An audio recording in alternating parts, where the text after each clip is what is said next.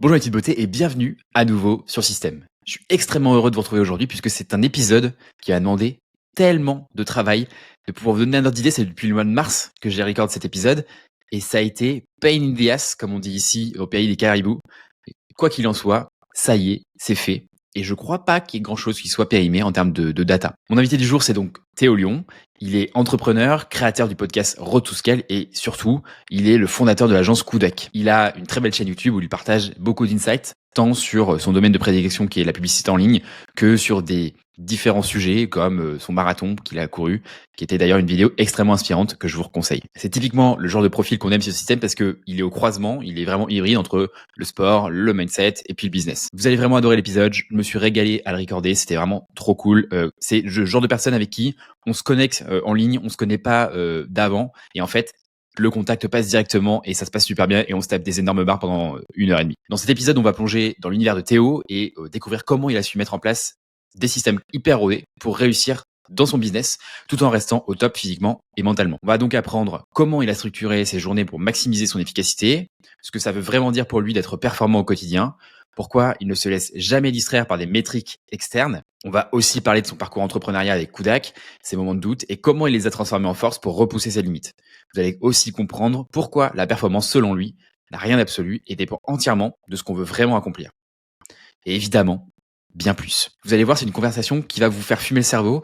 C'est une conversation qui m'a vraiment fait réfléchir sur différents sujets. Il aime beaucoup, par exemple, reprendre les sens étymologiques des mots, de la performance, par exemple. Donc, je pense que vous allez typiquement bien kiffer le profil et à la fois kiffer la conversation qu'on a pu avoir. Ça vous donnera, je pense, envie de repenser votre propre manière d'aborder la performance et la gestion de votre quotidien. Et sans plus attendre, mesdames et messieurs, mes petites beautés, je vous invite à accueillir Théo Lyon. Cet épisode vous est rendu possible par Eneco Formation. Avant de plonger dans l'épisode d'aujourd'hui, je suis très heureux de vous partager ce partenariat. Si comme moi vous n'avez aucune idée de comment créer des sites web, comment brander votre contenu, comment valoriser votre marque, ou par exemple comment augmenter votre visibilité, vous allez adorer Eneco Formation. En gros, c'est une école digitale qui propose des formations 100% gratuites, 100% en ligne, qui est soutenue par la BPI, donc par le gouvernement en fait, et sans aucun dossier à remplir. Parmi les programmes, vous allez retrouver marketing digital, réseaux sociaux, création de sites web, ou par exemple, intelligence artificielle. Pour plus de détails, je vous laisse cliquer sur le lien juste en dessous, eneco-formation.fr. Mais à présent, mes petites beautés, on est parti pour l'épisode. C'est quoi pour toi la performance, Théo ? Waouh. Ah, c'est dur. Alors pourtant, pour le coup, c'est les sujets que j'adore. En plus, comme ça, les sujets un petit peu de définition de termes. Parce que je trouve quand tu creuses des termes comme ça, et typiquement, la première chose que j'aurais envie de faire là-dessus, c'est d'aller chercher l'étymologie de la performance. Bon, évidemment, je l'ai pas là. Je n'ai pas préparé le truc. Mais si j'avais dû le traiter dans mon podcast, je pense que je serais allé chercher ça. C'est une bonne question. Quelle est la performance ? Comment sans dire des banalités ? Je peux dire des banalités. En fait, la question est volontairement large, tu vois. Ouais, j'aime pas trop. Donc, c'est une question qui est intéressante, dis donc. Je pense que la façon la plus simple de l'expliquer, ça serait de se fixer des objectifs et les atteindre. Je trouve pas mieux que ça. Et donc, je trouve que c'est. J'aime pas trop la notion absolue de performance, de dire il y a telles personnes-là qui sont performants ou pas performants, parce que ça implique toujours un petit peu de fixer une règle. Il faut qu'il y ait une discipline en jeu. Tu peux dire qu'un joueur de foot est meilleur qu'un autre joueur de foot parce que tu peux les comparer sur des stats précises. Mais ça va être beaucoup plus dur, par exemple, de dire est-ce que, je sais pas, alors LeBron James est plus performant que Roger Federer. Donc je trouve que c'est surtout une invitation, le sujet de performance, à se poser la question de la performance personnelle. Moi, je le vois surtout sur cet angle-là, de se dire si j'ai envie de devenir quelqu'un qui est performant, ça veut dire qu'il faut que je fixe ce qui est mon standard de performance et que je m'astreigne à l'atteindre. Et c'est pour ça que c'est toujours une définition qui est pas très absolue, qui est très variable dans le fait que tu peux avoir deux personnes qui sont performantes et pourtant, si tu les prends dans une discipline en particulier, je pense, tu vois, quand tu compares deux boîtes ou deux entrepreneurs, souvent tu vas essayer de trouver quelque chose sur lequel tu peux les comparer. Ça peut être le chiffre d'affaires, ça peut être l'EBITDA, voilà, tout ça. Enfin, il y a plein de métriques qui sont en fait des métriques financières. La finance, d'ailleurs, là, c'est une discipline qui existe justement pour pouvoir comparer les business entre dire tel business est mieux que tel autre business, et donc tu mets un ensemble de métriques. Je trouve que justement le sujet de la performance invite à pas faire ça. Tu vois, dire deux personnes peuvent être très performantes même si l'une est moins performante que l'autre. Ce qui est important juste, c'est d'avoir un mindset de performance. Voilà. Ok, on a bien débroussaillé un peu le sujet. Moi, je pense qu'il y a aussi un sujet de, tu vois, comme tu le disais, en fait, il y a un sujet de, tu vois, Federer, il est super ultra performant dans un truc, mais dans un autre truc, il va pas du tout être performant. C'est ce que je comprends en tout cas de ce que tu me dis. Ouais. Et il y a aussi un sujet de timing aussi, tu vois. Genre, j'ai l'impression que, tu vois, par exemple, des fois, moi, je me mets dans un podcast je suis ultra performant. Et d'ailleurs, tu le sais, on va en parler. T'as un podcast de ton côté. Je suis sûr qu'il y a des épisodes où tu t'es dit, putain, je suis une machine de guerre, je suis trop fort. Et puis il y a des autres épisodes où tu t'es dit, bon, là, c'était pas le meilleur épisode, quoi. Ouais. Mais c'est ça, franchement, c'est trop intéressant parce que dans la performance, il y a quand même aussi toujours une notion de consistance qui fait que sur le long terme, quelqu'un de performant, c'est quelqu'un qui progresse, donc dont la performance s'est améliorée, si tu veux les dire simplement. Mais par contre, si tu prends à court terme, donc prenons épisode par épisode de podcast, il y en a qui vont vraiment être inférieurs à d'autres. Et chaque performeur a des contre-performances. Et c'est ça que je trouve que c'est intéressant parce qu'évidemment, j'ai exactement la même chose que toi. Il y a certains épisodes, même au moment, avant de démarrer, avant d'appuyer sur play, je sais que ça va être dur. Je sais que ça va être dur parce que les idées sont pas bien emboîtées quand j'ai écrit l'épisode. Et à la fin, si tu prends l'épisode quand il est terminé et que je le publie, je fais c'est pas mon meilleur épisode. Mais quand je le re-regarde un mois plus tard, je suis quand même super content d'avoir publié un épisode à ce moment-là. Et j'aime bien la leçon que c'est. De se dire, peu importe mon humeur quand je me lève le matin, il y a un épisode qui va sortir. Et ça aussi, je trouve que c'est une composante très très importante de la performance, c'est juste ne pas abandonner en fait. Tout bon. Juste continuer à faire le truc que tu es en train de faire sans faire attention à est-ce que c'est ma meilleure performance overall aujourd'hui, quoi. Ouais, il y a aussi ce côté de faire quelque chose que par définition les autres vont pas faire. Ouais. De ce que je comprends. C'est ça. En fait, c'est une très très bonne façon de penser le truc et je trouve que c'est un facteur qui est très motivant, principalement quand tu as les moments un petit peu durs. On fait tous les deux du running, donc c'est exactement la même chose. Il y a des matins où tu te lèves et il fait moche, t'es un peu fatigué et t'as une séance qui est difficile. Et tu sais très bien comment ça va se passer, tu sais que ça va être dur. Et à ce moment-là, il y a un truc, moi, une façon de penser qui me motive beaucoup, c'est je me dis, s'il y a 100 personnes qui sont dans ma situation, il y en a combien qui vont faire la séance? Et là, je me dis, selon le pourcentage que j'attribue dans ma tête, je sais pas, ça peut être, disons que je peux prendre 100 personnes assez dures, ça peut être peut-être la moitié qui vont y aller. Il y en a quand même la moitié qui vont abandonner. Donc, en fait, de quelle moitié j'ai envie de faire partie? Et ça, c'est un truc qui me motive parce que c'est un peu l'esprit compète. Il y a quand même un peu ça dans la performance qu'il faut admettre que tu as envie d'être d'abord meilleur que toi-même d'hier, mais aussi quand même être meilleur que le groupe. Tu vois, performance, il y a aussi une partie selon ton benchmark qui va te permettre de driver un peu de motivation de ça. C'est dur, hein. Aujourd'hui, j'ai l'impression qu'on n'a pas le droit de dire que moi, je le dis tout le temps sur les podcasts que j'ai envie d'écraser les autres, tu vois. Moi, j'ai pas envie de les battre, j'ai envie de les écraser.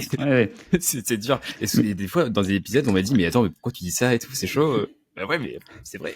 et j'avais lu un super bouquin qui s'appelle, je sais plus comment ça, The Entrepreneur's Weekly Niche. Donc, en gros, c'est écrit par le mec qui a fondé LinkedIn, entre autres, qui s'appelle Reid Hoffman, et un autre gars. Et en fait, du coup, ils prennent un peu la pensée de Nietzsche et ils expliquent comment est-ce que ça peut être utile pour des entrepreneurs. Et dedans, ils expliquent quelle est la théorie de la victoire selon Nietzsche.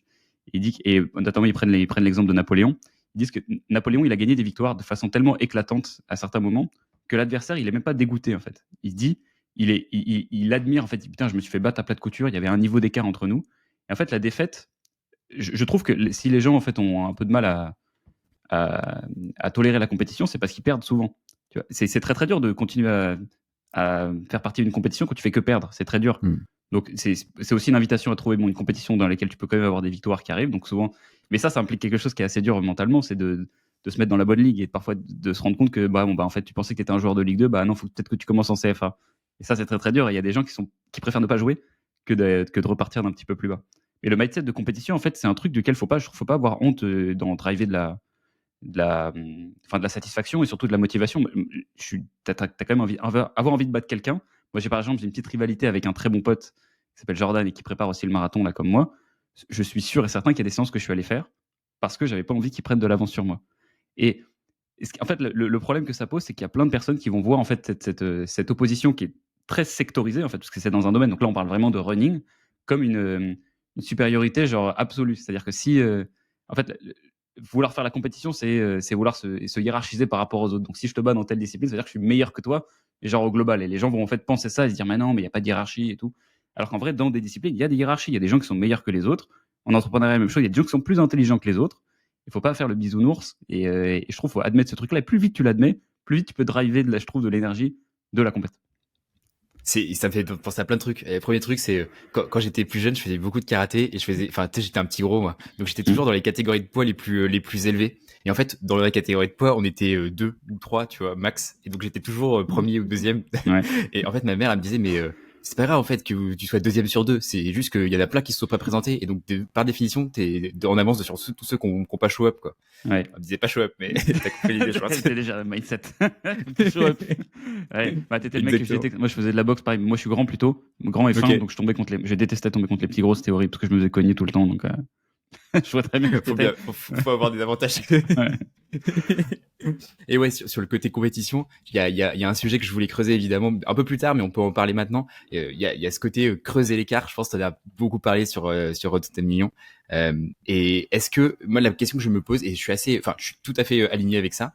La question que je me pose c'est est-ce que tu vois on n'est pas un peu dans le même paradigme que tu vois, on reste en fait dans cette notion de je veux battre les autres et je vais pas changer de paradigme, donc je vais pas, tu vois, inventer la voiture électrique ou inventer la voiture thermique et créer, tu vois, les chevaux, tu vois, les calèches rester sur. Ah merde, je vais reprendre. Tu vois, je crois que à un moment donné, c'est Ford qui disait. Si j'avais répondu à ce que les gens me demandaient, j'aurais juste fait une calèche un peu plus rapide et j'aurais pas créé la voiture. Est-ce qu'on ne reste pas un peu dans ce paradigme-là, tu vois, si on veut creuser l'écart? Alors, c'est intéressant. Moi, ce que j'aime bien dans le mindset creuser l'écart, c'est que ça vient d'un constat qui est cool. C'est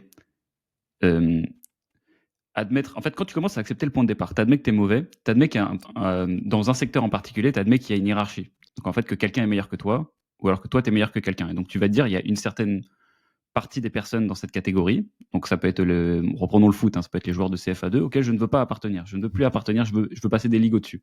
Donc, tu es un peu, en fait, creuser l'écart, ça veut dire quoi? Ça veut dire, si une personne arrive, un observateur qui m'est inconnu, et prend un joueur de CFA2 et moi, et qui nous compare, est-ce qu'il peut jouer au jeu des 7 différences facilement?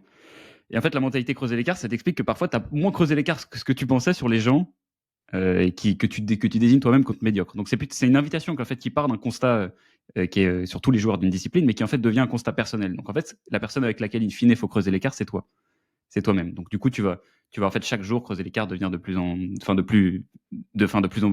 meilleur en meilleur, quoi. Tu vas devenir meilleur, très simplement. Et en gros, ce que tu disais là sur l'histoire de Ford, que j'aime beaucoup, c'est une citation que j'adore.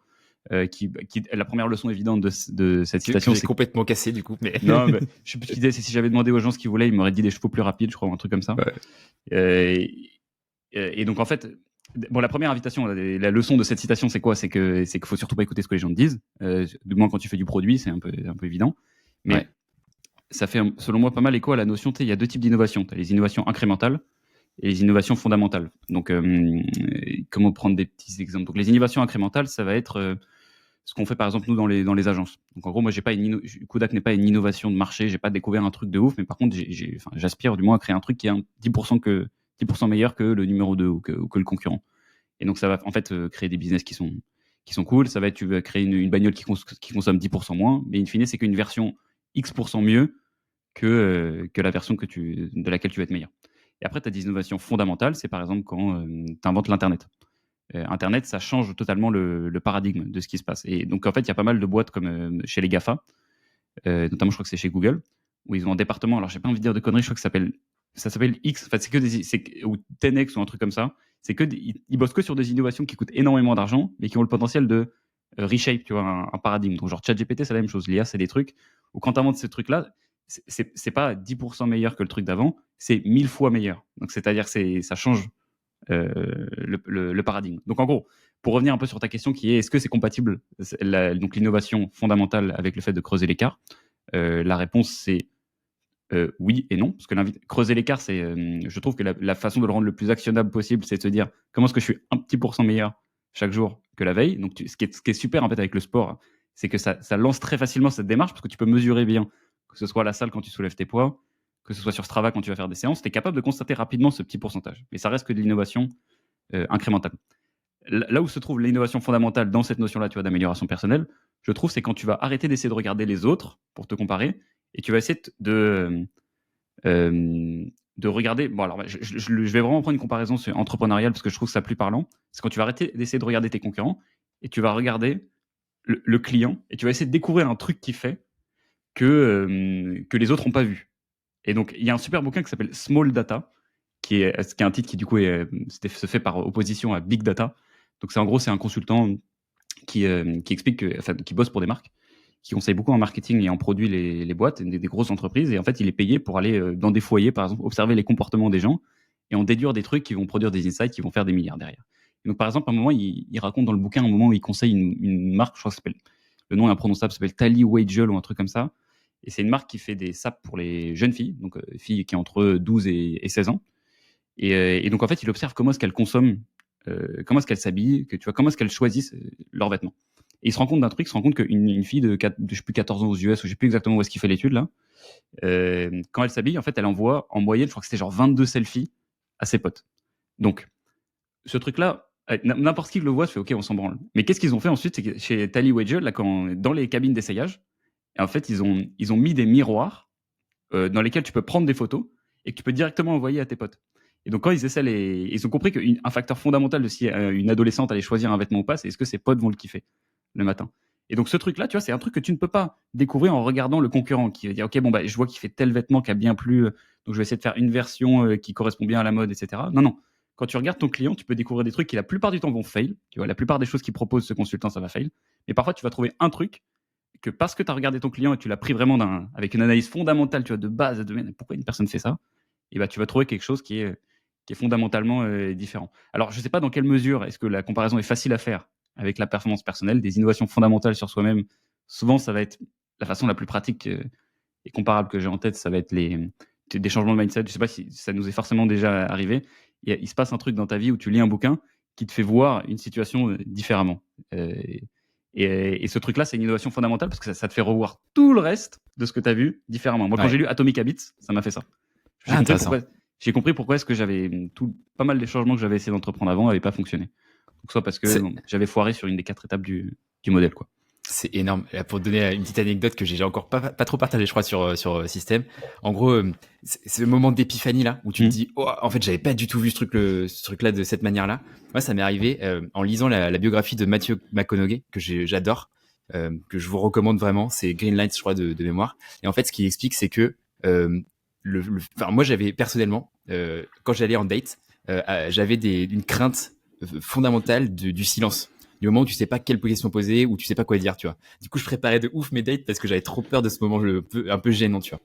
Et en fait, dans Greenlight, ce qu'il dit, c'est que le silence, ça peut à la fois être vu comme quelque chose d'ultra gênant, ou alors comme la plus belle marque de j'ai ultra confiance en moi et j'assume le silence et je prends le truc le taureau par les cornes, tu vois.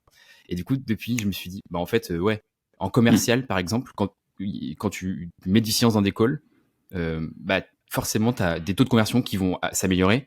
Tu vas avoir plus de chances de remporter le deal, etc.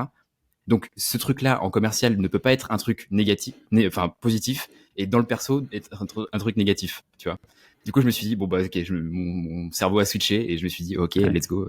C'est marrant, parce que j'ai écouté Chris Williamson, tu connais peut-être le podcast Modern Wisdom? J'adore, je suis fan. Et c'est marrant, il dit que, en fait, des dernières vidéos qu'il a sorties, c'est une FAQ sur parce qu'il a 1,75 million d'abonnés, bâtard, quel flex. C'est incroyable. Et dedans, je crois qu'il y a un mec qui lui demande quelle est la plus principale chose que tu as apprise en faisant des podcasts. Il lui dit que le truc le plus important, c'est les silences. Il dit même apprendre à fermer sa gueule. Voilà, ouais, c'est exactement.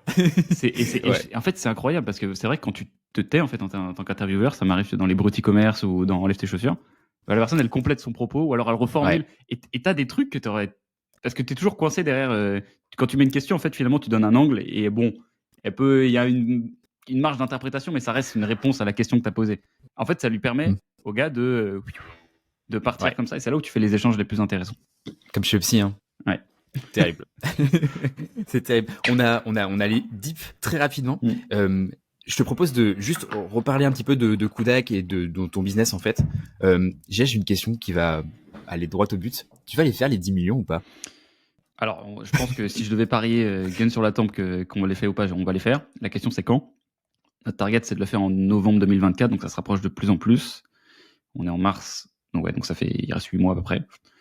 Je pense que oui. Non, honnêtement, c'est possible. C'est largement possible. Et ça, il y a un gros facteur qui explique 80% de si je vais réussir à le faire ou pas, qui m'est du coup très personnel, parce que c'est ma mission chez Kodak, c'est est-ce qu'on va réussir à compléter l'écosystème avec des nouvelles agences.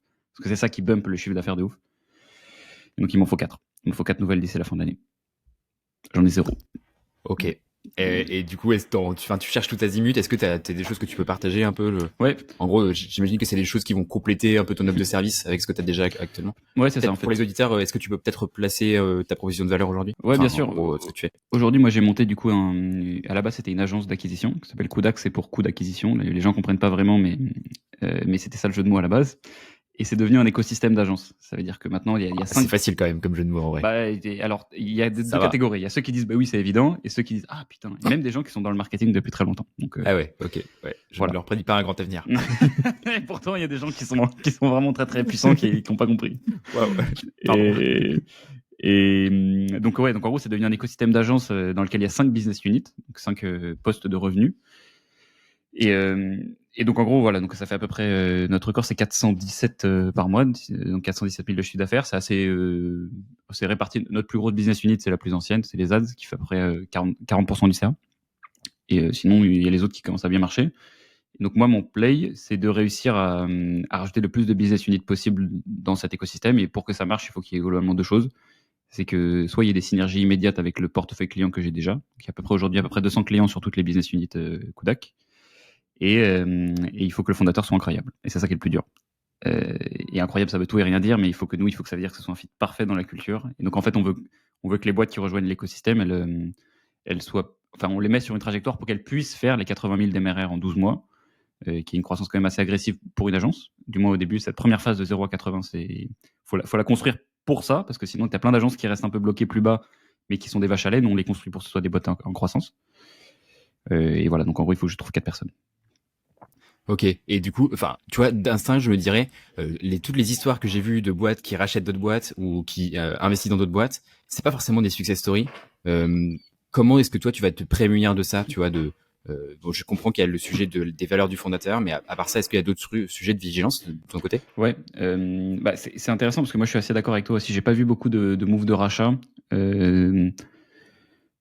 Donner lieu à du moins pour les fondateurs, à des aventures qui sont plus ouf. Ça peut être des très bons moves financiers, parce que ce qu'il faut bien comprendre, c'est que pourquoi est-ce que le move de rachat, tout le monde le fait au bout d'un certain temps, c'est que tu as un gros groupe qui est valorisé, qui est très valorisé, donc souvent ça va être valorisé, je vais dire, c'est pas vrai pour toutes les industries, mais ça va être valorisé en multiples de l'EBITDA, donc de la renta. Donc disons qu'une boîte, plus une boîte est grosse, plus son multiple globalement va être gros, si on simplifie. Donc ça va être, disons qu'elle est valorisée x10. Tu vas racheter une petite boîte qui est plus petite, donc valorisée moins cher. Donc ça va être valorisé x6, son EBITDA. Et juste le fait de l'intégrer chez toi, elle est passée de valoriser x6 à valoriser x10. Donc tu n'as rien fait, c'est la même boîte. Et ton groupe, il vaut plus cher. Donc c'est pour ça que les grosses entreprises rachètent. C'est pas parce qu'il y a. En fait, même quand même il n'y aurait pas de synergie, que la boîte se pète un petit peu la gueule, quasiment tu l'as fait doubler de valeur en l'intégrant, en la rachetant au prix sec. Donc ce qui fait que c'est pas exactement les mêmes critères que ces boîtes-là cherchent pour faire de la croissance externe que moi je cherche. Comme je fais plutôt. En fait, je suis à la croisée entre le rachat et le studio de lancement, tu vois, de boîte. Donc, studio de lancement d'agence. Donc moi, j'investis plutôt dans des fondateurs que dans des boîtes qui font du chiffre d'affaires. Je veux pas aller sur des boîtes qui font plus que 20 000 par mois. Parce que ça fait pas une énorme différence. Moi, une boîte qui fait 20 ou 40, finalement, je peux la faire. Et les compétences qu'on a, le prix est plus intéressant pour moi d'avoir la boîte la plus petite possible parce que je sais que derrière, j'ai les assets pour les faire passer vite aux étapes d'après. Et donc, ce que je vais regarder, c'est un facteur globalement qui est le plus rare chez les fondateurs, et je pense que ça va faire exactement comme les gens qui comprennent le jeu de mots Kodak, c'est-à-dire que ça va te sembler évident, mais il y en a plein pour lesquels c'est pas le cas. Donc ça veut dire que tu partages, c'est l'ambition. L'ambition, c'est un truc. Alors on en revient à la performance. Là, pour le coup, il y a vraiment des notions absolues d'ambition, c'est-à-dire des gens qui ont des ambitions qui sont grandes et en fait sur lesquelles le public peut être largement d'accord sur le fait qu'elles sont grandes. Donc des gens qui ont envie de faire des boîtes qui font beaucoup de chiffre d'affaires. Et ces gens-là sont assez rares. Et donc il y a pas mal de facteurs qui expliquent pourquoi est-ce qu'une personne peut devenir ambitieuse. Souvent, parfois parce qu'elle a été exposée à des gens ambitieux dans son entourage ou dans son école de commerce via son parcours. Soit c'est parce qu'elle a une frustration qui s'est construite par je ne sais quelle expérience, qui peut être pas du tout professionnelle, d'ailleurs aussi personnelle, qui fait que la personne a un peu une envie de revanche. Ça crée des volontés d'ambition. Et voilà. Et donc ça, c'est des trucs très, très rares. Et donc je vois beaucoup de personnes. Moi, j'ai pas un très bon ratio de façon de conversion quand je rencontre des fondateurs. Je pense que je suis autour de 2-3% de gens avec lesquels on finit par signer des deals. Ok, d'accord, parce que dans ce que j'entendais là, j'avais quand même l'impression que tu étais dans une stratégie de volume. Donc en fait, tu as quand même beaucoup de personnes dans le pipe, hein, si je prends des termes un peu commerciaux, tu as beaucoup de personnes qui se présentent à toi, mais tu en as très peu qui convertissent, quoi. Voilà, c'est ça. Tu vas pas prendre n'importe qui. Ok. Ouais, c'est ça. Je rencontre beaucoup de gens, ensuite je lance des périodes d'essai. Et Ok. ensuite, ça convertit ou ça convertit pas. Mais je pense que sur 100 personnes que je rencontre, voilà, il y a peut-être deux, trois personnes avec lesquelles on fait des deals, quoi. Ouais, ok. Et ce que je comprends, c'est que c'est plus compliqué de passer de 0 à 1, et toi, tu veux passer, en fait, tu veux passer les gens de 1 à 1000, quoi. Tu vois. Alors, c'est là où le deal est un petit peu spécial. C'est pour ça qu'il n'existe Ok. pas. Peut-être pour ça aussi qu'il est plus risqué. Je ne sais pas si ça va réussir sur le long terme. En tout cas, c'est un bet que je prends. C'est que c'est pas Ok. exactement ça. Justement, en fait, moi, je prends des gens qui ont fait le 0 à 0,1 et je les aide à faire 0,1 à 1 et 1 à 100. En fait, sur cette phase-là, la première phase, c'est là où moi je suis très à l'aise. Quand il y a le chaos, Ok. c'est là où j'aide bien. Moi, j'aime pas des boîtes qui sont déjà bien avancées, processisées. C'est pas le cœur de la valeur que j'apporte. Je suis pas une bête en Ouais. process. Mon associé est bien meilleur que moi et pour l'instant, c'est pas le cœur de la valeur. On a construit, mine de rien, c'est pas si énorme que ça. Tu vois, 417 000 par mois, ça fait 5 millions par an. C'est pas des boîtes qui ont des scales monumentaux non plus. En combien de temps? Ça va faire 4 ans là en avril. Ouais. C'est quand même gris, hein. Alors c'est cool, mais je pense qu'aujourd'hui sur la valeur, si je cherche quelqu'un qui est excellent en process, Ouais. j'irai pas vers moi. J'irai vers des boîtes plus installées, qu'on construit des boîtes sur plus longtemps, qu'on a le temps de bien processer le truc nickel. Non, on est plutôt des boîtes où on va pousser les entreprises à l'équilibre Hmm. entre la rupture et Ouais. enfin, tu vois, elles peuvent se péter la gueule à tout moment, donc c'est un peu plus risqué. Pour les auditeurs, en fait, il y a souvent, enfin, corrige-moi si je me trompe, mais il y a souvent deux phases importantes dans les entreprises. Il y a une phase de création et une phase de ce qu'on appelle le run, où en fait, on est déjà, on est plus sur de l'optimisation de ce qui est déjà existant plutôt que sur de la création de valeur pure et dure, quoi. Voilà. Donc au démarrage, c'est plutôt le bordel, et puis après, bon bah, on est vraiment sur un truc un peu carré, quoi. Et ça fait des boucles. Euh, C'est-à-dire, parfois, ça redevient le bordel, puis après, tu recrées ça, dans d'autres ça- trucs, ça refait le bordel. alors, ça c'est totalement vrai parce que pour la petite anecdote, moi qui ai bossé chez Spendesk pendant 3 ans et j'ai quitté la boîte et je suis revenu pendant un an. Et ben en fait, il y a des phases vraiment où on était vachement plus avancé, notamment en termes de data, par exemple, de compréhension de la data, que ce que c'est aujourd'hui. Et ça c'est intéressant parce que la boîte elle a fait x3, donc là aujourd'hui c'est 600 personnes. Quand je suis parti c'était 200 quoi, donc assez étrange. Ouais. Bah, c'est ça. C'est un petit modèle d'ailleurs qui s'appelle Scale, Mess, Debt, qui commence à être assez connu maintenant, qui explique les 3 phases par lesquelles passe une boîte, hein. D'abord, ça scale, donc tu t'es pris par une traction de je sais pas quoi, ça crée du bordel, pas trop grave, jusqu'à ce que ça t'empêche de grossir, ça crée de la dette, et du coup, tu payes ta dette, et ensuite, tu peux rescaler. C'est une petite loupe très classique. Avant de passer vraiment au système sur l'agence rapidement, est-ce que par exemple toi tu pourrais prendre quelqu'un qui n'a aucune connaissance en agence, en création, etc. Enfin même sur l'asset technique et par contre qui est ultra ambitieux ou tu vois qui est des soft skills du coup qui seraient plus avantageux alignés avec ce que toi tu cherches. Alors, les soft skills sont plus rares que les gens qui sont forts techniquement, mais par contre, je ne prendrais pas quelqu'un qui a 0 expérience technique, parce que dans les boîtes que je recherche, il ne faut pas qu'il y ait rien. Il faut quand même que le gars ait commencé à travailler avec des boîtes, simplement, et qu'il y ait un truc que je peux regarder. Donc je préfère attendre la phase d'après. Donc je suis pas non plus sur le 0 à 1. Il faut quand même que ce soit pas 0. Juste tout autre chiffre que 0 me va. Intéressant, intéressant. Ok, cool. Et justement, là, parlons-en. Tu vois, le business model des agences, c'est quelque chose qui est vu, revu. T'es pas la première agence, tu seras pas la dernière. Qu'est-ce qui fait que Kudak ça fonctionne particulièrement? En fait, la question derrière ça, c'est quoi le système que tu as compris qui fonctionne du coup sur ce modèle-là? Ouais, bah carrément, parce que c'est une question que je me pose beaucoup. Et j'adore la notion de système parce que dans Atomic Habits, justement, il y a une super citation. J'imagine peut-être que tu la connais. Ou je sais pas d'où vient l'inspiration de ton titre. Mais c'est tu ne t'élèves pas au niveau de tes attentes, mais tu retombes au niveau de tes systèmes. Ouais, Et donc j'ai compris le titre de ton j'adore podcast aussi. comme ça. C'est incroyable. C'est exactement ça. Et en fait, ouais, je suis pour le faire une petite digression. Moi, je suis assez persuadé que il faut avoir des objectifs et j'ai besoin d'avoir des objectifs. On en parlait en off. Si on n'a pas d'objectif en course, bah c'est compliqué de se motiver. Pour autant, en fait, pour les paramètres dans ta vie, tu vois, par exemple, ton pourcentage de masse grasse, pour moi, je le vois comme la conséquence de paramètres que dans ta vie, en fait. C'est pas de dire je vais avoir 10% de masse grasse. C'est en fait juste des paramètres que tu as dans ta vie, le sommeil, l'alimentation, etc., qui vont dire égal ça. Et tu peux jouer sur tes paramètres, ça va monter ou descendre. Tu vois l'idée? Ouais, bah Et je kiffe trop. Ouais, vas-y, termine. ouais, t'inquiète. Et juste sur système, pour le nom, j'en ai jamais parlé, mais en fait, je suis nul en naming. Je suis nul, mais vraiment nul. Et un matin, je me suis réveillé, je me suis dit, ah bah ça s'appellera système. Je ne sais pas pourquoi. Bah moi je trouve le titre Y en a tout pas cas très d'histoire, y cool. a rien. Ah, j'aime beaucoup parce que franchement, en fait, j'ai vu le bouquin Atomic Habits, je me suis dit, putain, ok, c'est sûr, ou alors on a des façons de penser un peu similaires. Et j'aime bien parce que ce que tu dis sur les paramètres et tout, c'est exactement la même chose que, tu sais, dans le bouquin, il te dit, en fait, ta condition physique n'est qu'une conséquence de tes habitudes alimentaires. Et peut-être, il prend ta situation financière n'est qu'une conséquence de tes habitudes financières. Et quand tu sépares le process, enfin, les moyens et le résultat, c'est très libérateur et surtout, ça donne beaucoup de responsabilité le fait de pouvoir faire changer un outcome sur le long terme. Ouais, et puis tu vois, si tu te dis, au lieu de dire, je vais courir un semi-marathon, je vais dire, bah, pendant X temps, je vais m'entraîner 3 fois par semaine, le lundi, mercredi, vendredi. En fait, tu sais que t'as fait le job, tu vois. Et comme dit quelqu'un qui m'est très cher, quand on fait ce qu'on peut, on fait ce qu'on doit. Et c'est vraiment ce truc-là de se dire, oui, on peut toujours dire, je vais faire plus, etc. J'aurais pu faire plus. Bah non, en fait, juste tu focuses sur ton plan et là, ça sera la conséquence. Enfin, le résultat sera la conséquence de ton plan, en fait. Et c'est ok, quoi. Ouais. C'est un peu ce que je me dis. Bah ouais, c'est très important d'ailleurs, faut pas tomber dans un écueil, je trouve aussi là-dessus, parce que après avoir donc lu ce bouquin et compris globalement ce dont on vient de parler, tu peux te dire que bon, le chemin est beaucoup plus important que la destination. Ce qui est vrai. Je pense qu'il y a beaucoup d'erreurs qui sont commises en faisant pas attention au process, au système pour arriver jusqu'à l'objectif. Mais j'ai aussi parfois fait l'erreur de ne pas avoir une destination très claire. Et ce dont tu parlais sur les objectifs, je suis totalement d'accord. Sur le fait que bah, c'est un peu le fait qu'on ait diabolisé la compétition, tu sais, l'objectif, voilà, le résultat final, c'est que les gens ont peur quand même de s'engager. À un moment, il faut s'engager sur quelque chose. Je vais essayer de faire ça, je vais fail, je vais réussir, mais ça va donner du sens à la destination. S'il n'y a pas de destination, il n'y a pas de chemin. Donc le chemin n'emmène nulle part. Donc, donc, Ouais, totalement faut- d'accord. donc les deux interagissent. C'est intéressant.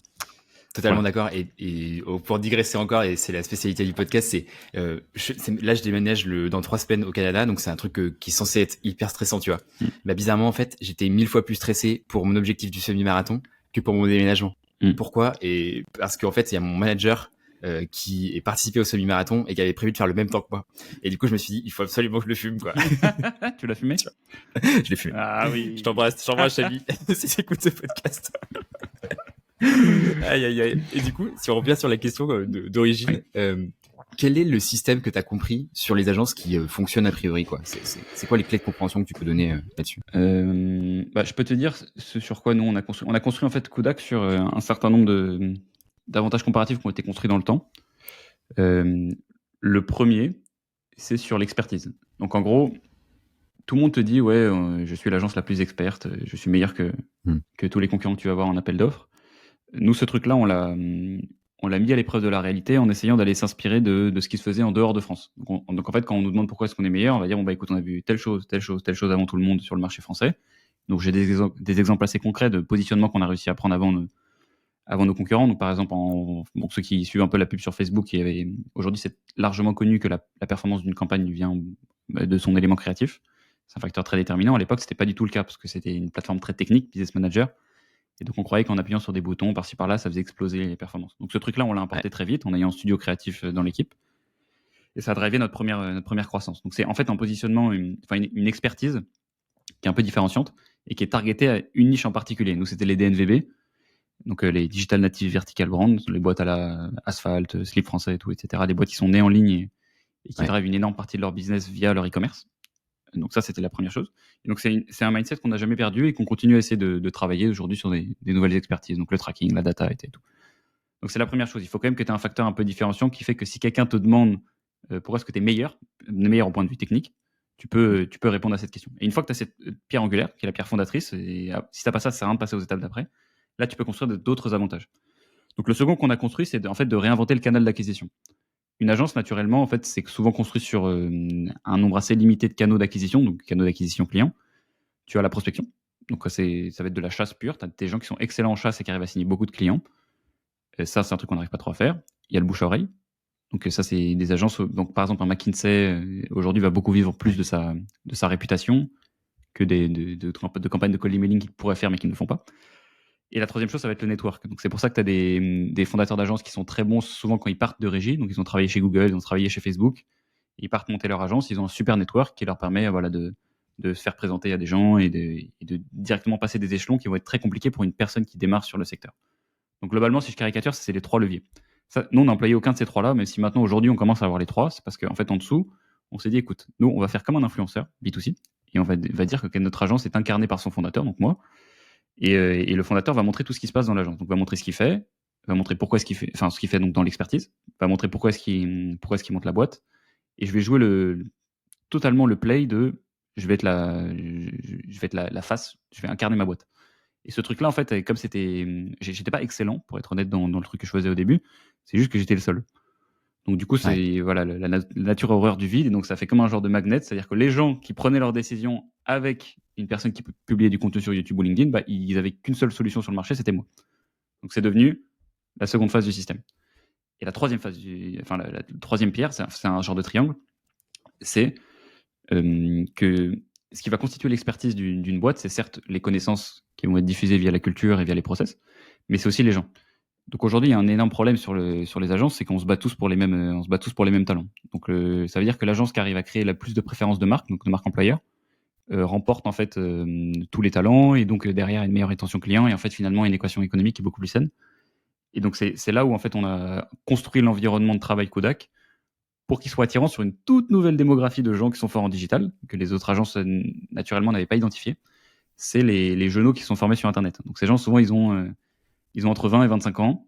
Ils ont leur pire cauchemar pour eux, c'est d'aller travailler dans une agence. Vraiment, ils ne veulent pas aller travailler dans une agence. Donc en gros, nous, on a essayé de construire un genre d'environnement dans lequel, si jamais ils ont envie de se faire embaucher quelque part, ça va être cool. Donc c'est pour ça que le remote, c'est pas juste une affaire économique de pas avoir de locaux, c'est que c'est une condition. Ces gens-là, ils iraient pas travailler dans une boîte en physique.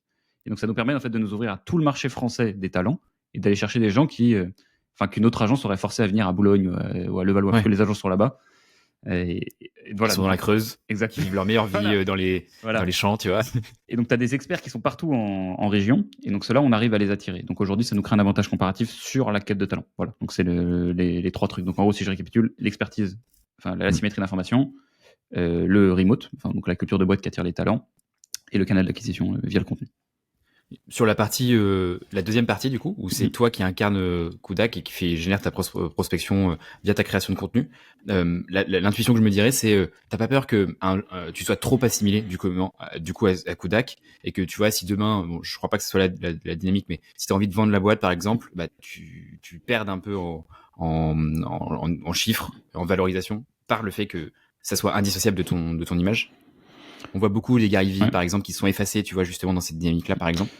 Il y a plusieurs points, c'est intéressant. En fait, je me dis, bon, alors, non pas que je me compare à Mbappé ou je sais pas quoi, mais en fait, c'est comme un observateur sportif qui dirait, bon, le PSG est trop dépendant d'Mbappé, il faut le mettre sur la touche.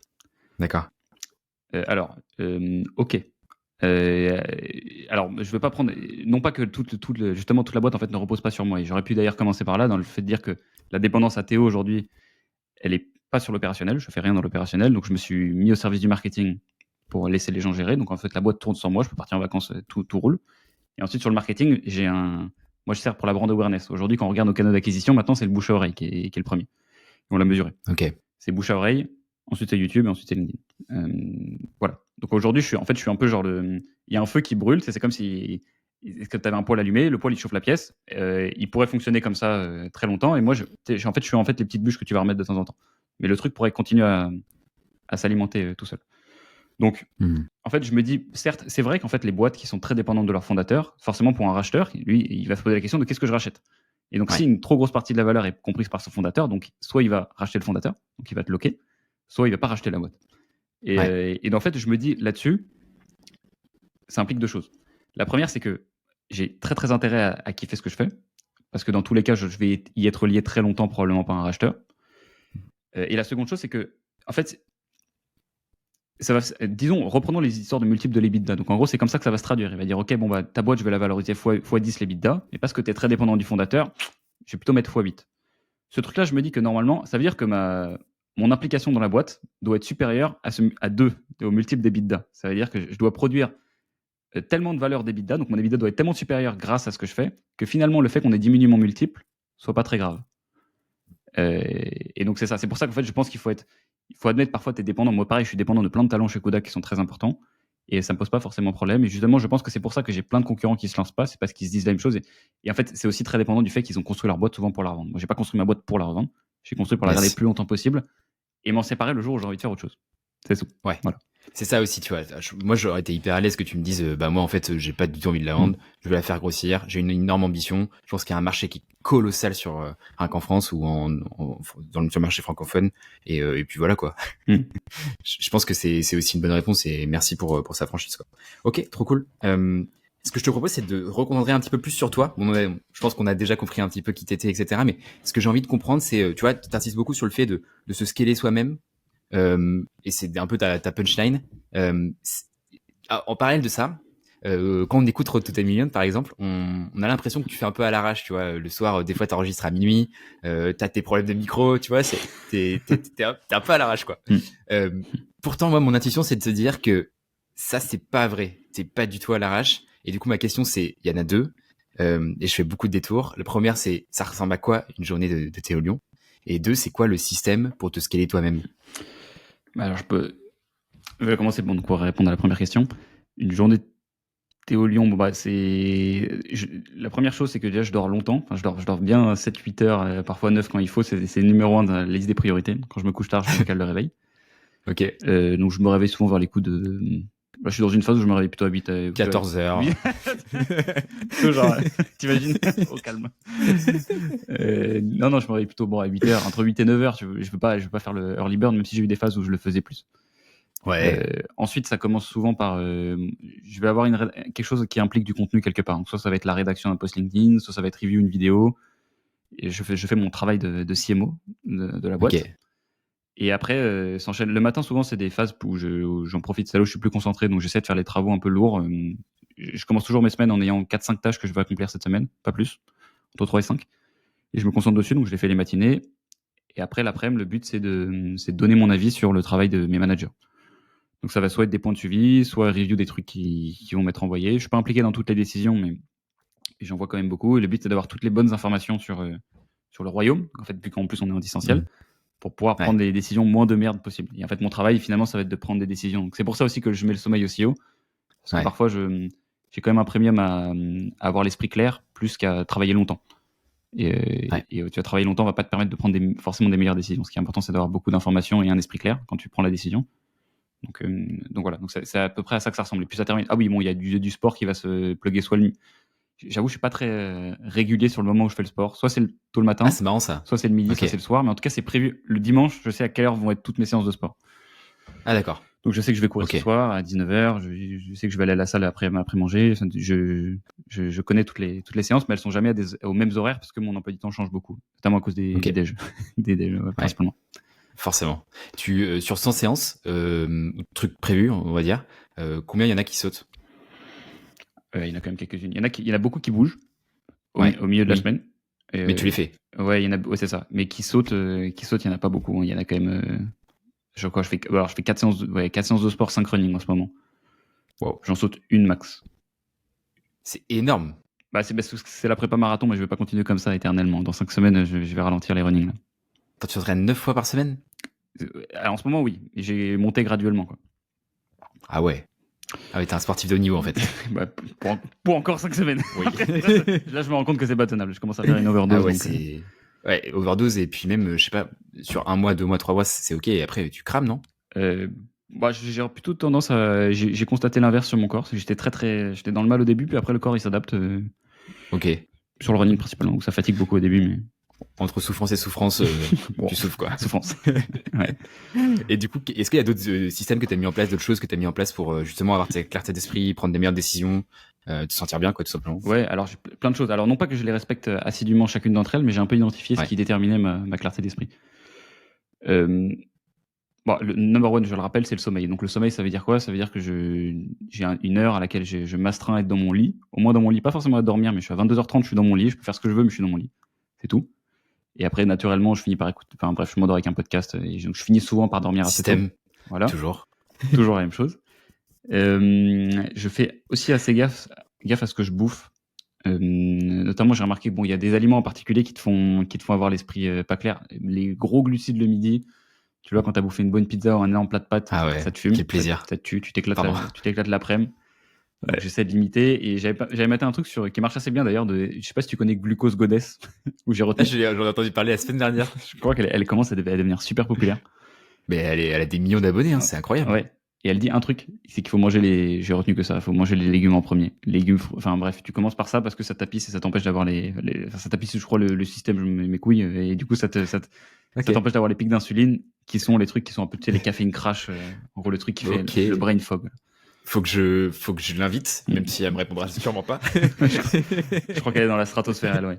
Ouais, je crois aussi. Ouais. Mais du coup, il faut que je me renseigne sur ça, ouais.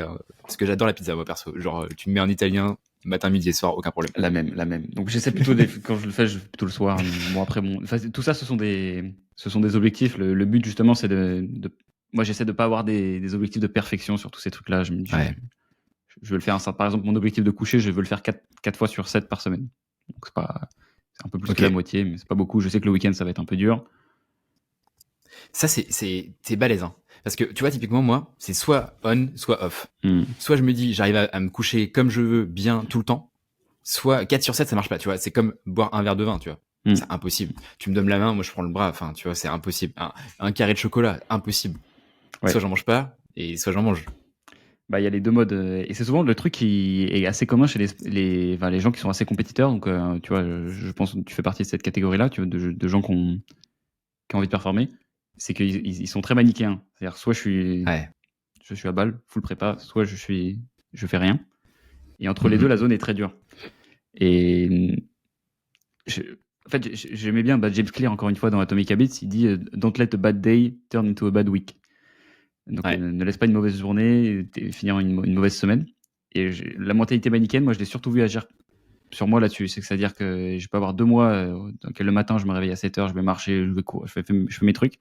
Mais ensuite, c'est tellement dur que j'arrête. Et donc, moi, mon objectif, c'est de tenir mon système sur 3 ans. Donc, je me dis, je Ok. commence pas très haut. Puis après, 4, je passerai peut-être à 5, peut-être à 6. Et comme je suis devenu assez à l'aise avec le fait d'accepter le point de départ qui est souvent très bas, ça me permet de tenir des trucs pas très ambitieux, mais sur le long terme. Ah, intéressant. Mm. En fait, si je comprends bien, t'as des zones de focus où t'es ultra ambitieux, genre la réussite de ton business par exemple, et puis après t'as ton secondaire, ton support, qui est quand même ambitieux, mais qui est pas non plus démentiel, quoi. Ouais, bah d'ailleurs, c'est vrai que j'aurais pu commencer par ça d'ailleurs. Et Kipchoge, il dit ce qui est important, c'est la vitamine N. Tu sais, genre, pour le no, il faut apprendre à dire non. Et donc, Mm. pour nous, c'est une invitation directe à dire tu peux pas être sportif de haut niveau, c'est très dur d'être dans 2 disciplines à la fois. Je dis très Ok. dur pour ne pas dire impossible. Mais moi, je sais ce que c'est mon sport de haut niveau, c'est Kudak, c'est ma boîte, je vais être bien. Et tout le reste, c'est du bonus. C'est-à-dire que je peux essayer de faire le Kipchoge sur le sommeil, sur le running et tout. Ça va pas tenir très longtemps. Je sais, je vais être excellent dans un truc et tout le reste, je suis prêt à ce qu'il y ait d'autres choses qui se barrent en couille. Et le fait d'accepter ça, je me dis, bon, bah écoute, je vais mettre mes standards un petit peu plus bas, ce sera toujours mieux que rien. Et finalement, ça progresse. Intéressant. Ça fait penser à Mona Wisdom aussi, où il dit notre vie, comment c'est exactement la situation, c'est notre vie est faite de regrets, où tu vois, par définition, tu peux pas AB tester la vie en fait. Ouais, il dit Donc en fait, choose your vas-y, suck. vas-y. Tiens, choisis ce dans quoi tu vas être nul. C'est aussi important que de choisir dans quoi tu vas être bon. Intéressant. Mm.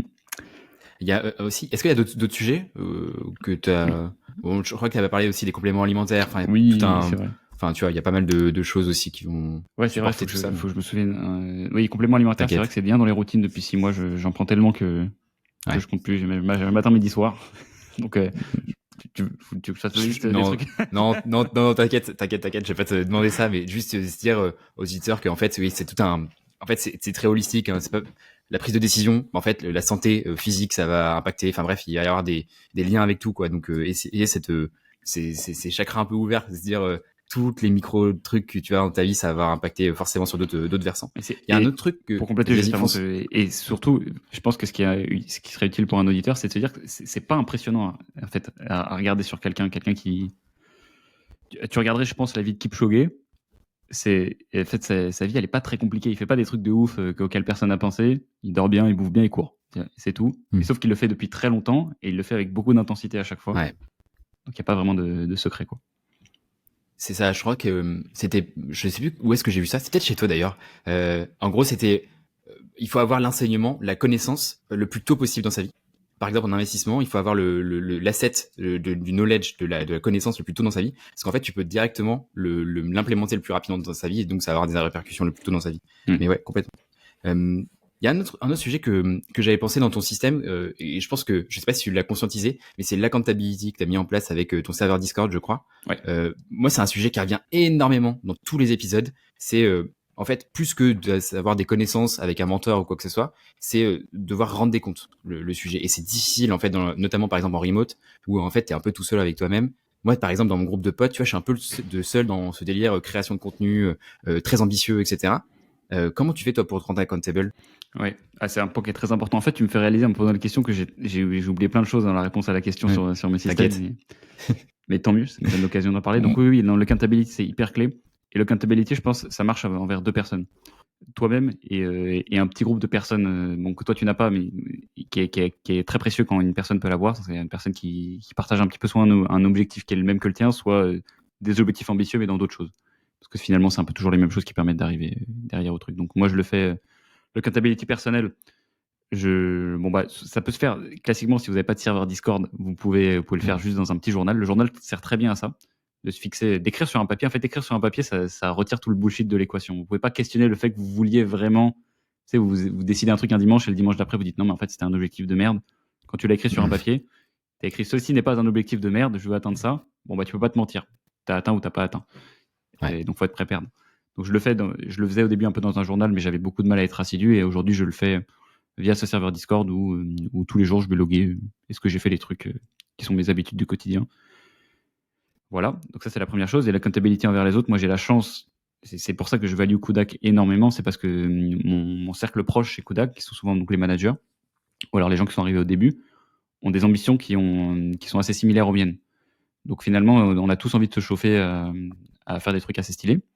Et donc j'ai un petit groupe de 4-5 personnes dans lequel, même chose, j'ai un logging quotidien qu'on se montre tous, qui va à chaque fois. Et en fait, ce qui est intéressant, c'est que j'ai 3 groupes différents dans lesquels je fais mon logging. Chaque fois dans lesquels je vais montrer des choses différentes. Sur Discord, ça va être plutôt des trucs un peu pro. Donc je vais loguer ce que j'ai fait, les trucs que j'ai dit que j'allais faire. Avec mes potes du taf, ça va être ça va être santé sport beaucoup. Est-ce que tu allais courir? Est-ce que tu as fait ton déficit calorique? Et avec d'autres potes très proches, plutôt des potes donc pas liés à Kodak, ça va être plutôt personnel. Donc d'autres choses que tu veux accomplir. Est-ce que tu as voyagé? Est-ce que tu as fait les trucs? Est-ce que tu t'es un peu rapproché de la personne que tu avais envie d'être, mais au sens plus large? Et alors, j'ai complexifié mon système, mais en fait, un seul suffit. Et ce truc-là marche vraiment très très bien parce que, encore une fois, on en revient toujours à la même chose. Le but, c'est pas forcément de trouver la façon la plus optimale d'arriver à l'objectif, c'est de pas arrêter, de pas s'arrêter sur la route. Et en fait, il faut tuer une à une les raisons qui font que, classiquement, les gens s'arrêtent. Et il y en a plein. Il y a l'ennui et il y a l'oubli qui arrive assez souvent. Donc l'accountability, ça combat les deux. Ce que je vois un peu sur sur les trucs que j'ai mis en place, c'est des fois on traîne un peu des pieds pour pour loguer les trucs, etc. Toi, comment t'arrives à relancer un petit peu l'énergie là-dessus? J'ai pas le choix, je me fais gueuler dessus par les potes. En fait, c'est ça qui est génial. C'est trop bien. Les potes font un petit ping. Salut, t'as pas logué depuis 2 jours, il se passe quoi? Ou alors, t'as logué, mais t'as mis que des surplus caloriques de bâtard, qu'est-ce que t'as fait? Aïe. Et c'est trop bien d'avoir des gens qui te tirent vers le haut comme ça, parce que c'est super rare à trouver, je trouve. C'est super rare. C'est trop rare. Et parce qu'en fait, en plus, encore une fois, on en revient, je pense, à la même chose sur pourquoi les gens détestent autant parce que c'est un peu un aspect compète là-dessus. Moi, ce qui me gêne dedans, c'est que les gens me disent t'es une merde. Et je m'identifie pas à une merde.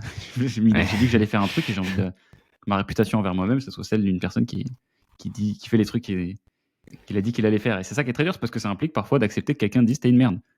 Et ce truc-là est très dur à entendre pour la majorité des gens.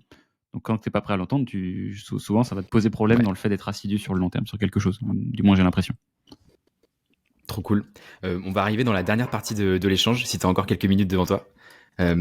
Juste avant, j'ai une dernière question pour toi. C'est aujourd'hui, tu développes énormément ton média. Bon, tu le développes pour Kudak et aussi, j'imagine, pour toi-même, parce que tu vois, c'est comme l'exemple que je prends tout le temps, c'est comme un Squeezie. Il se lance sur n'importe quel projet, il y aura une communauté qui va le suivre.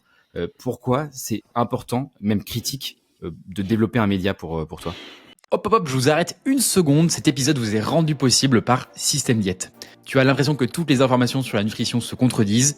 Tu as testé déjà plein de diètes, de keto, paléo, jeûne, etc. Mais rien n'a fonctionné comme tu le voulais. Tu penses qu'il faut choisir entre profiter de la vie ou avoir un corps qui te plaît. Et tu te dis probablement que pour atteindre ton objectif, tu dois soit te priver, soit te frustrer, ou au contraire manger énormément. Laisse-moi te dire que c'est faux. Le problème, c'est pas toi, c'est simplement le système que tu as mis en place. C'est exactement pour ça qu'on a créé Système Diète. Système Diète, c'est un accompagnement sur mesure qui te permet de créer ton propre système de manière 100% personnalisée. C'est absolument pas une diète de plus, c'est plutôt une approche qui s'adapte à ton rythme, à tes ambitions, à tes objectifs et tes contraintes. On n'a pas de recette miracle, pas de régime rigide. L'idée, c'est de t'aider à optimiser ta nutrition, ton sommeil, ton énergie, ton équilibre mental, hormonal, etc. Le lien est dans la description juste en dessous. J'ai hâte de t'accompagner vers la meilleure diète et surtout la dernière diète de ta vie. Et maintenant, on retourne à l'épisode. Bah, c'est parfait. Pour moi, c'est l'incarnation parfaite de se scaler soi-même. Ah, bah, vraiment au sens pur du terme. Donc, alors, celui qui a le mieux théorisé, je trouve, la notion de leverage, c'est Naval, où il distingue un certain nombre de leverages, dont l'un d'entre eux est le média. Donc, se scaler par le média. Donc, pour faire très simple, un leverage, c'est quelque chose qui va amplifier un effort que tu vas donner. Donc, si tu as une boîte dans laquelle ça multiplie par 10 ta mise, bah ça, c'est un leverage, parce que tu veux mettre 1 euro, tu vas en sortir 10, mais tu mets 10, il va en ressortir 100. Ça leverage, le truc. Et donc, le leverage, par définition, il est exponentiel. C'est-à-dire que si tu progresses de 1% chaque jour, c'est le calcul classique, c'est qu'à la fin de l'année, tu es 38 fois meilleur. Parce que le 1% s'applique à chaque fois sur le jour d'avant. Donc le premier jour, il y a un capital 100, une base 100, ensuite tu as fait 101. Et le deuxième jour, en fait, le 1% s'applique pas sur le 100, mais sur le 101. Donc ça crée des intérêts composés, c'est ça pour dire. Donc pourquoi est-ce que maintenant faire du contenu c'est important? C'est parce que c'est la seule façon de se scaler vraiment soi-même. C'est-à-dire si tu partages des trucs qui sont, selon toi, représentatifs de qui tu es, tu vas en fait amplifier n'importe quel trait de ta personnalité. Donc aujourd'hui, en fait, quand on prend les influenceurs, enfin les créateurs de contenu qui fonctionnent aujourd'hui, finalement, tu te rends compte qu'ils ont fait leur carrière un peu comme des sportifs sur une qualité, sur un truc qu'ils ont fait mieux que les autres, mais juste qui a été super, super leveragé par le fait qu'ils ont fait 1000 vidéos qui mettaient en scène cette qualité. Donc Squeezie, il est hyper divertissant, par exemple. Ouais. Je parle Alex Hormozy qui est très bon dans la conceptualisation. Et alors, bon, c'est toujours un petit peu plus complexe que ça. C'est un cocktail souvent qui va faire qu'une personne est une personne. Mais ce qui est génial, c'est que tu n'as pas besoin de te poser ces questions-là. C'est pas du tout comme une plateforme de marque où tu dois te dire, bon, bah, je veux que ça incarne ça, ça, ça. Tu as juste besoin de découvrir ce que ça veut dire être Pierre-Emmanuel Branger. Tu vois. Qu'est-ce que ça veut dire être Théo Lion? Et donc, tu partages plein de trucs. Et en fait, tu crées une catégorie dans laquelle tu es tout seul. C'est ton scale personnel. Donc finalement, tu es en compétition contre personne d'autre. Qui est dans la catégorie Pierre-Emmanuel? Il y a peut-être des gens qui ont des podcasts, parce qu'il y a des gens qui font du crossfit, qui courent, qui ont été sales. En fait, tout ça fait que tu crées un putain de monopole et que tu peux créer. C'est ça qui est trop stylé, je trouve, avec le média, le fait de partager du contenu. Tu peux construire une carrière qui te paye pour être toi-même. Ouais, et ça, je sais pas où tu peux le retrouver d'autre. Ouais. Et en plus, il y a une barrière à l'entrée qui est de 0, quoi. Tout le monde peut se filmer avec un iPhone. Enfin, tu vois, tout le monde peut faire, quoi. Et tu rentabilises. Et pourquoi? Parce que les gens peuvent se dire, ouais, mais moi, ça fonctionne pas. Peut-être que je suis pas intéressant. J'ai pas un cocktail intéressant. On va reprendre une comparaison qu'on a, enfin, on l'a dit juste avant. Le fait même de partager du contenu te met dans une catégorie où 90% des gens abandonnent. C'est comme quand tu te lèves le matin et que tu vas faire ta séance difficile en running. Juste tu fais du contenu. Le fait de faire du contenu fait que n'importe quelle personnalité, si elle tient assez longtemps, peut trouver son public. Mais c'est magique. C'est magique. C'est clair. C'est exactement la réflexion que j'avais ce matin. Je me suis dit, c'est sûr et certain qu'il y a au moins 100 000 personnes qui auraient intérêt à me follow si jamais ils me découvraient, tu vois. Et donc, quand tu vois, dans les moments où là, actuellement, Instagram, c'est dur pour moi parce que je lutte vraiment avec l'algorithme, c'est compliqué, alors que j'ai rien changé, je me dis, c'est sûr, il faut que j'aille les trouver, tu vois. Et c'est sûr qu'il y a 100 000 personnes, et encore 100 000, c'est rien, tu vois, mais qui auront un intérêt à trouver de la valeur dans ce que je peux partager. Et donc, c'est pour dire que je connais personne qui, pendant 3 ans, a posté du contenu de manière quotidienne, qui a essayé d'améliorer en continu, etc., son truc, qui n'a pas réussi. Bah, totalement. Je suis 100% d'accord avec toi. C'est toujours le facteur temps que les gens veulent pas accepter. Mais quelles sont les raisons pour lesquelles les 100 000 personnes qui peuvent apprécier ton contenu t'ont pas encore découvert? C'est peut-être juste, et ouais, et t'as pas fait assez de contenu. Ouais, carrément. T'as des haters, toi, ou pas? Ouais, à balle. Enfin, à balle, non, je force. J'en ai relativement peu par rapport à la taille de mon contenu. J'en ai très peu. Mais c'est très intéressant parce que j'en ai assez peu de manière générale. Je bloque direct sur LinkedIn. Ça m'intéresse pas. J'ai une liste de bloqués sur LinkedIn qui est monumentale. Plein de gens. Mais en fait, c'est intéressant le sujet de la hate parce que aussi, je trouve que c'est assez utile quand même pour savoir, pas forcément ce que tu dois partager ou pas, mais qu'est-ce qui est authentique chez toi. Donc, en fait, quand tu reçois une critique, c'est assez différent selon ce que la personne critique. Et tu te rends compte parfois quand elle critique, quand tu as fait une vidéo où tu as essayé un petit peu de suivre une trend, où tu as essayé de reproduire quelque chose que tu avais vu qui fonctionnait, et que tu te fais critiquer sur ce point-là en particulier. Tu t'es critiqué sur un truc qui est dans ton contenu, mais c'est un peu comme si c'était l'idée d'un autre. Et donc c'est un peu comme si tu avais eu tort avec l'idée d'un autre. Et là, tu te sens pas bien. Et donc ça t'indique, ok, bon, ça c'est pas Théo Lion.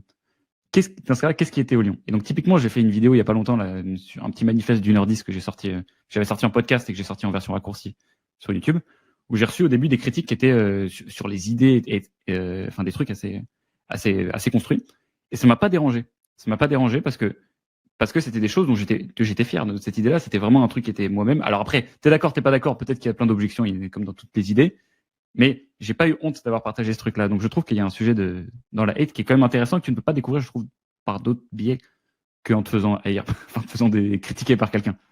Ouais, après, c'est pas vraiment de la hate, c'est juste qu'il y a de la critique constructive et qui parle commentaires négatifs à essayer de te faire progresser aussi, je pense, ou de te faire réfléchir. Et ouais, complètement. C'est assez nuancé. Ok. Merci pour ça. Ce que je te propose, c'est juste de te poser quelques petites questions sur la fin de l'échange.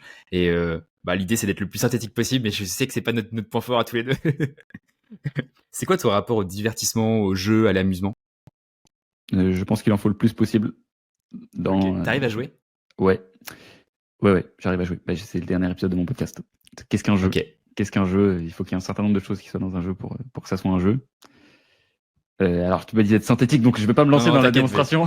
Il faut le gars il dit d'être synthétique et il pose une question hyper ouverte. c'est dur.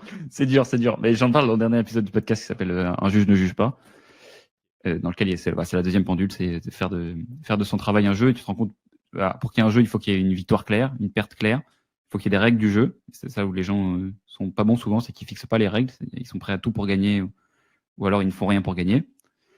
Il faut qu'il y ait une notion de plaisir. Une définition du jeu, c'est aussi une action qui est faite pour nul autre but qu'elle-même.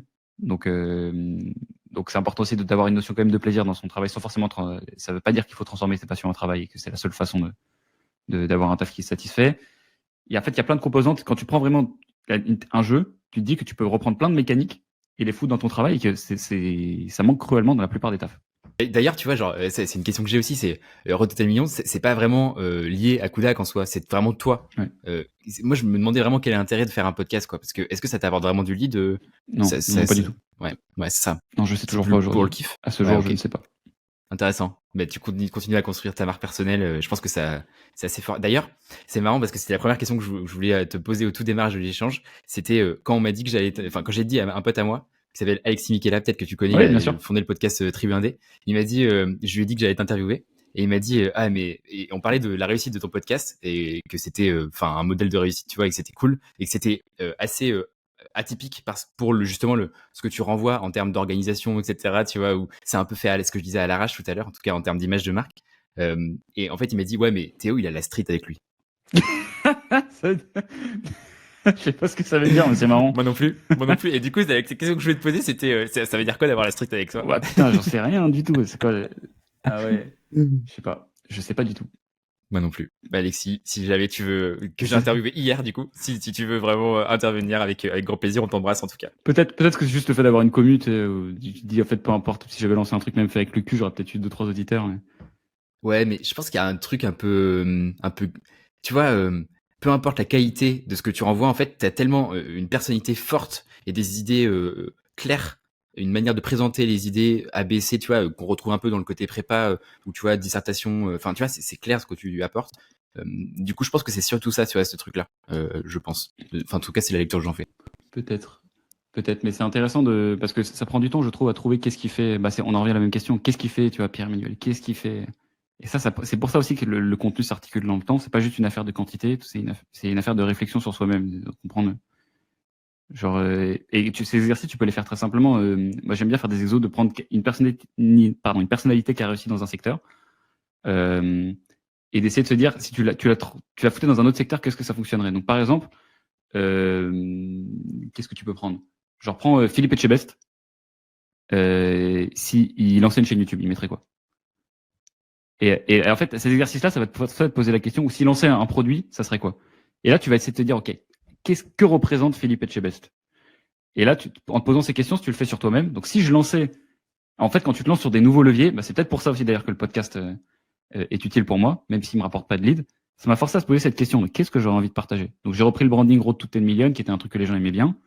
Et ensuite, j'ai suivi mes intérêts personnels et je savais pas du tout que ça allait terminer comme ça, le truc. Mais aujourd'hui, pourquoi est-ce que c'est utile pour moi? C'est parce que c'est surtout mon laboratoire d'idées. Je monte mon brouillon, en fait. J'ai pas terminé la plupart des choses que je partage. Et par contre, ça me fait des feedbacks et du coup, je sais après, je reprends un truc sur LinkedIn, je reprends un truc sur YouTube. Voilà, c'est voilà ce que j'en pense. Ouais, c'est clair, mais en fait, il y a aussi l'articulation des idées, le fait d'aller chercher, tu vois, des contenus à droite à gauche, tu vas les synthétiser au même endroit, de les réappliquer dans d'autres contextes. C'est ça que je trouve intéressant. Tu préfères gagner ou est-ce que tu détestes perdre? Waouh. J'aime pas perdre du tout.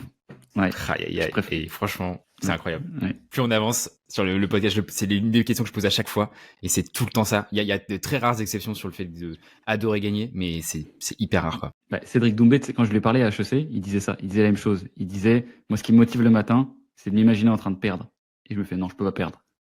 Waouh. C'est ouf. Franchement, c'est ouf. Tous les sportifs, tous les gens ultra ambitieux, toutes les personnes ultra compétitrices, c'est vraiment pas forcément gagner, mais c'est vraiment perdre, quoi. C'est ouf. Il faut des deux. Est-ce qu'il faut être feignant? Ouais, je pense que c'est une très bonne qualité. Un prof de maths en prépa qui disait ça. Il disait, les meilleures personnes en maths sont les feignants. De toute façon, le chemin le plus rapide entre un point A et un point B, c'est la ligne droite, hein, toujours. Donc, le feignant, il va pas faire de détour. Et pour essayer de conformer souvent un exercice un peu complexe à sa feignantise, les solutions qu'il va trouver sur le chemin sont souvent assez intéressantes. Donc oui, feignant. Qui est-ce qui t'inspire? Les bons penseurs. Quel qu'il soit, genre philosophe, créateur de contenu, n'importe quoi. Ouais, c'est ça. Donc les bons penseurs de manière absolue, donc ça peut être des philosophes, ou alors pas du tout d'ailleurs.